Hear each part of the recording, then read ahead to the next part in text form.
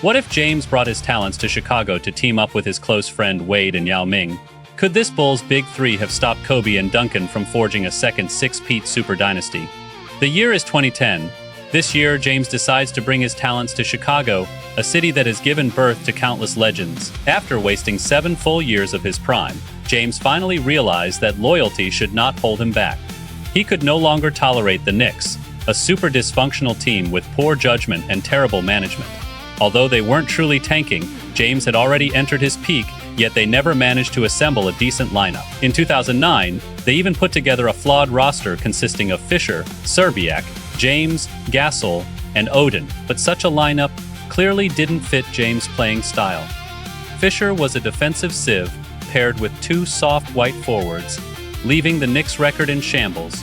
James could only helplessly settle for being 14th in the Eastern Conference. Over the years, they severely hindered James' achievements and wasted his precious prime.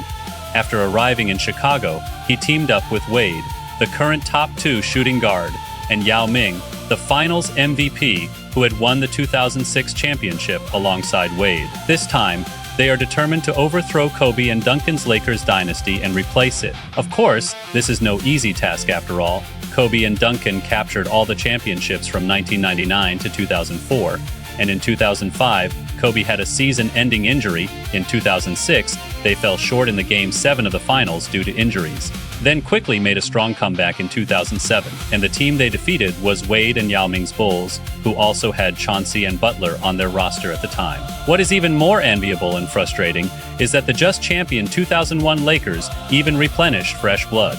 The former Bucks draft pick became the 9th overall pick, and they selected the Spanish big center Marc Gasol. Moreover, Kobe in the 2007 to 08 season seemed to be still improving his individual abilities. Although he and Rondo had some minor injuries during the regular season, after trading Gortat for Livingston, the Lakers still achieved the second-best record in the Western Conference. Moreover, a healthy Lakers team in the playoff version is virtually the strongest team in history. In the first round, they easily swept their opponents.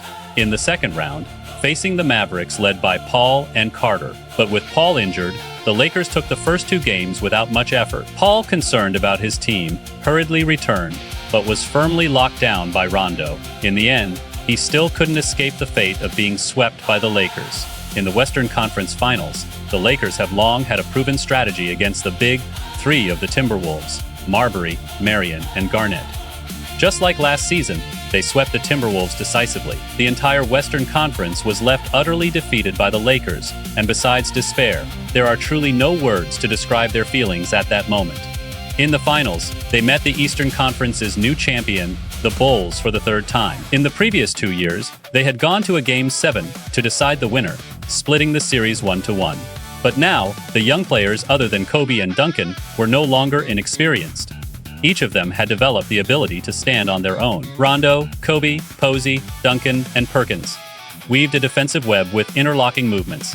Their terrifying defensive intent and ability far surpassed even the Lakers during their 6-peat era. With such terrifying defensive dominance, even the Eastern Conference champion Bulls found it difficult to freely showcase their offensive talent. Coupled with Kobe's steady clutch ability to seal the deal whenever tough scoring was needed, he almost never let his teammates down. As a result, the Bulls ended up like lambs to the slaughter, managing to hold on for only 4 games before being swept out of the playoffs. They reluctantly became the perfect footnote to the 2008 Lakers sweep to the title run. In the division finals, Wade, who could get whatever he wanted, truly realized how terrifying this team was. Thinking about 2 MVP caliber players taking turns dominating, how could anyone not feel hopeless? In 2008, Duncan was named Finals MVP. In 2009, Kobe won the regular season MVP. Although the Lakers once lost the series point to the Timberwolves in the 2009 Western Conference Finals and struggled desperately, they relied on their overwhelming dominance to stage a comeback, completed their ultimate redemption, and reached the NBA Finals for the 4th consecutive year. However, their opponent is no longer the Bulls, but the Eastern Conference's run-and-gun team, the Pacers. Although they benefited from the Bulls' 2 centers being out for the season, ordinary teams really cannot withstand their fierce firepower. Even the Lakers were pushed into a Game 6 battle by the Pacers, and it was an away game. In Game 5 of the Finals, Richardson exploded with 31 plus 14 and 3 assists, completely outplaying Posey and Miller. Thus, in Game 6, Kobe, who originally guarded Hamilton, switched to personally defending Richardson. This adjustment completely disrupted the Pacers' offensive rhythm, and Richardson fell into a cold state, even losing his desire to shoot. Despite this, the game still remained suspenseful. However, when the Lakers kept scoring at the most critical moments, while the Pacers kept missing, the outcome was already sealed. Kobe, who completely locked down Richardson, thus rightfully claimed his 6th FMVP trophy, and alongside Duncan, lifted their shared 9th championship, thereby embarking on the journey to pursue a 10th title. As the 2009 to 2010 season arrived, the league's young players successively entered their primes. Wade seized the regular season MVP trophy, and James also snatched the Depoy Award, their pace of usurping power becoming increasingly urgent. Coincidentally, the Lakers' starting center Mark Gasol suffered a season-ending severe injury, giving the young teams a golden opportunity. However, the old guard not only survived but also unleashed a youthful frenzy. On the 2010 Finals Street Age, the classic matchup of Lakers vs. 76ers surprisingly re-emerged. Unfortunately, Allen Iverson and Ben Wallace were no longer in their prime, and Fisher and Yi Jianlian could hardly withstand the fierce offense and defense of Rondo and Duncan. Thus, despite giving their all, they still couldn't escape the fate of losing the finals again. Of course, their perseverance is enough to earn everyone's respect, a respect that is no less than Kobe and Duncan's prestige in the league. Seeing the Lakers dynasty still continuing, the Bulls executives can no longer suppress their desire to strengthen the roster. After all, if they are allowed to keep winning championships, could the Lakers establish a second six-peat dynasty? By then, the Bulls' 2 three-peat dynasties might pale in comparison. Just as LeBron was preparing to leave for New York, the Bulls struck a perfect chord, letting go of Chauncey and Butler but forming a fearsome super big three. Meanwhile, the Lakers were not idle either. Though salary cap issues forced them to reluctantly part ways with James Posey, the former superstar O'Neal came on a minimum salary deal, somewhat offsetting the loss. As the saying goes, a tree moves and dies, but a person moves and thrives. After joining the Bulls, LeBron quickly achieved a 3-tier leap in star status, sweeping both the MVP and Depoy awards, cementing his place as a pivotal top-tier superstar in history. And the Bulls' record was second only to the Lakers, who set the best record in history. Coupled with the huge box office revenue brought by the Big Three, the Bulls' operations yielded substantial returns. By the eve of the finals, even the championship odds overwhelmingly favored the Bulls to ultimately win the title. Because Rondo, who had been sidelined for over half a month due to injury, had an uncertain return date, and whether he would be back for the finals remained unknown. Moreover, Kobe twisted his ankle in the third game of the Western Conference Finals. Although it wasn't extremely serious, it consistently diminished the Lakers' strength, forcing Kobe to endure pain in every offensive and defensive play. Compared to Wade and James' swift and fierce play, the Lakers clearly lacked aggression. Faced with the Flash playing point guard and James' unstoppable fast breaks, Livingston and Miller's defense could only be considered barely adequate. With insufficient firepower and obvious defensive weaknesses, and with the Bulls having a prime giant Yao Ming dominating the paint, the gap between the two sides was evident both on the perimeter and in the interior. Under such circumstances, an aging Duncan also felt helpless, watching helplessly as the Lakers gradually collapsed on their home court.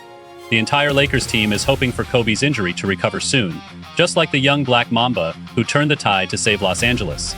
But not all dreams become reality. In Game 2, the Bulls came with overwhelming force, clearly giving the Lakers no way out. Wade and James started with full firepower, driving inside and shooting outside, seemingly determined to overwhelm the Lakers in one fell swoop. Fortunately, Kobe's injury eased a bit, and he led the team to constantly contend with the Bulls through his offense. Every time a response was needed, he didn't let the team down. With nearly half the first quarter gone, he even scored a tough and -1 against James, the Defensive Player of the Year. The constant clashes between star players fueled an increasingly tense atmosphere, and the subsequent offense and defense became more intense on both sides. With just over 5 minutes remaining in the game, James, eager for victory, fouled out with 6 fouls. Yet the two teams continued to battle fiercely, with nearly every basket feeling like a test of physical strength and strategy. The Lakers had been holding on to a slight lead all along, but suddenly, Yao Ming took control of both offense and defense. On the offensive end, he scored consistently, employing a variety of scoring moves, while on defense, he was equally reliable. After a flurry of counterattacks, the Bulls reversed their slump, leaving the Lakers in a passive position. Once trailing 0-2, the consequences would have been disastrous. Fortunately, the Black Mamba's sword remained sharp. He went one-on-one against Wade, forcefully earning 2 free throws for the Lakers. However, after Kobe made both free throws, there were still 22.9 seconds left on the clock, giving the Heat a perfect opportunity to close out the game. This is Yao Ming, Gasol defending him. The ball is back to Korver. Oh, missed a shot. That could have been the game-winning shot. Time's up. We're heading to overtime. After overtime began, Yao Ming took the lead with an unstoppable turnaround fadeaway, followed by Kyle Korver's drifting three-pointer off Yao's screen that also went in, and even Wade's left-handed floater over Kobe's contest found its way into the net. In a critical moment, Kobe attempted to take over the offense multiple times, but came up empty in succession.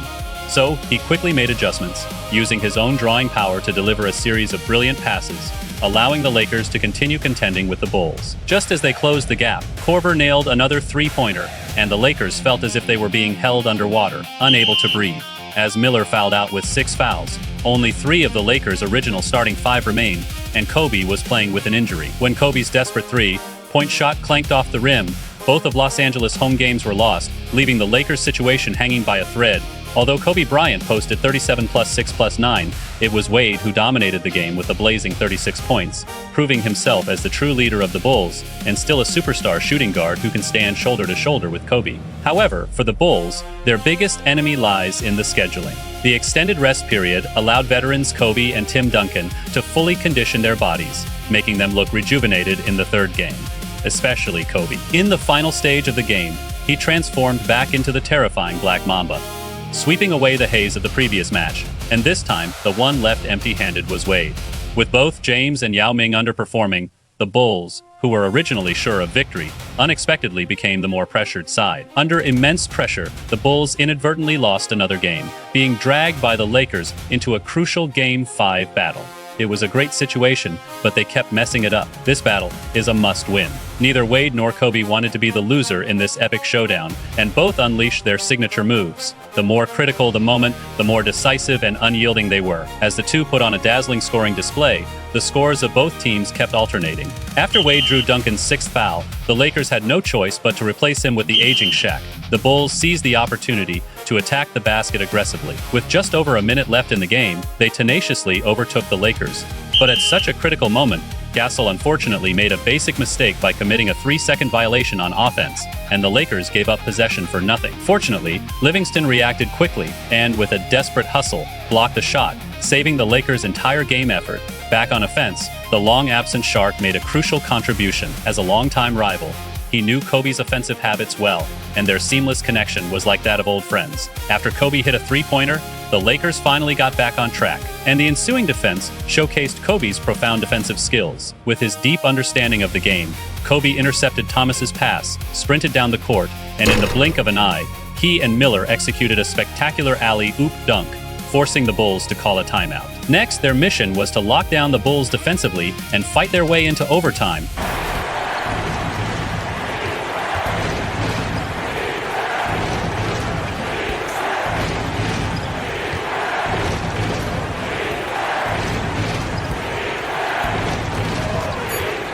Wade shoots 3. Wade's three-point shot misses. Lakers call timeout.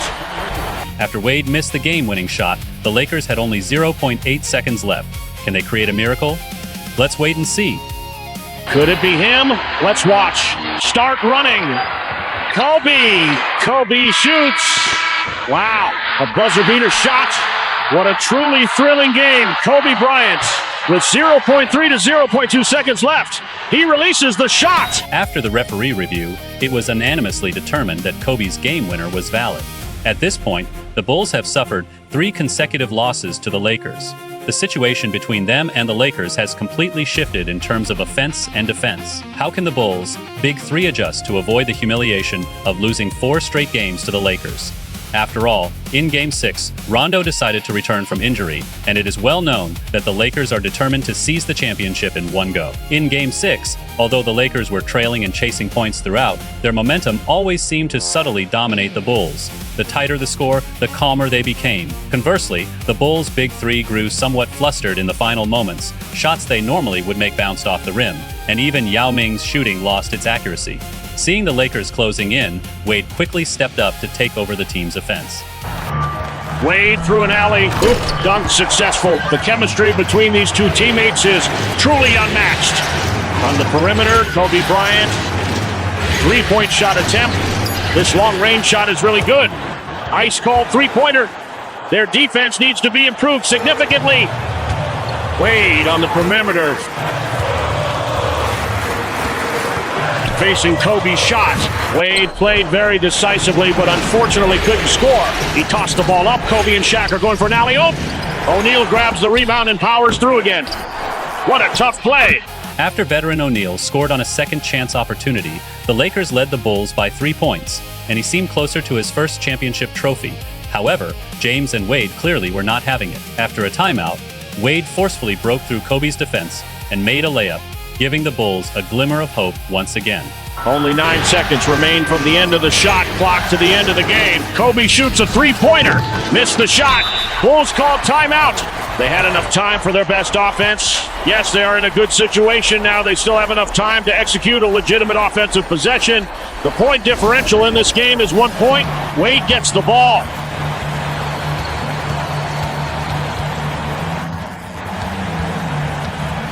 Wade got past Kobe's defense. What a great play. Lakers called a timeout. Wade truly lives up to his reputation as a leader, showing no signs of hesitation even in a do-or-die moment. With 9.4 seconds remaining in the game, they seized the lead again, but everyone knew the upcoming moments would be Kobe's time. Can they stop the Lakers' attack? Let's find out together.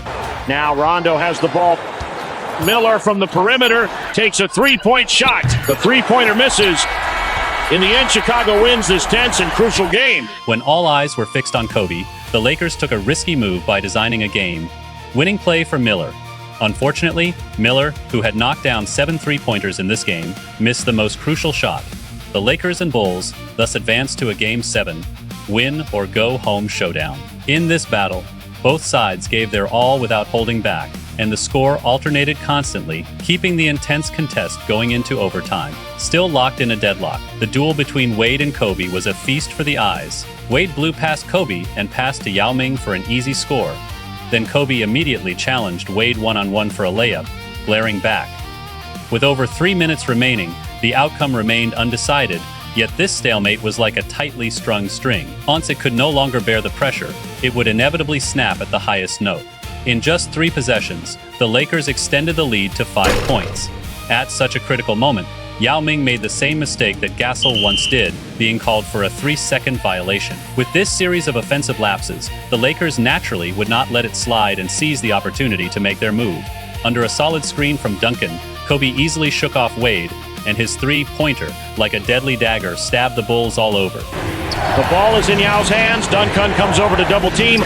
Wade catches the ball and passes it to Thomas on the perimeter. At the very last moment before shooting, he gave up the shot and passed the ball. The duel between Kobe and Wade was truly spectacular. Three-pointer. This shot is absolutely lethal. They must find a way to limit Bryant. The ball is in Yao's hands. He scored 2 points for his team. On the perimeter, Kobe. The overtime period has been going on for just over 3.5 minutes. Duncan, the Lakers score again. This is a very smooth shooting motion for a big man. Yao Ming drew Duncan into a double team again. Yao's strong drive drew a foul, earning him 2 free throw opportunities. First free throw scored. Although Yao Ming never gave up his pursuit of victory, it is clear that the Bulls have drifted further away from it.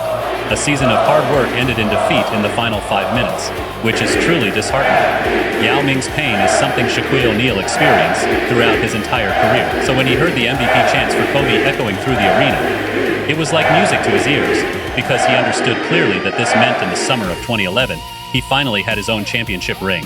Of course, over these many years, the happiest ones have actually been the Lakers fans, because they have both MVP Kobe and MVP Duncan, 2 such captivating leaders. How can one not look forward to their 12th championship, which would also be their second 6-peat?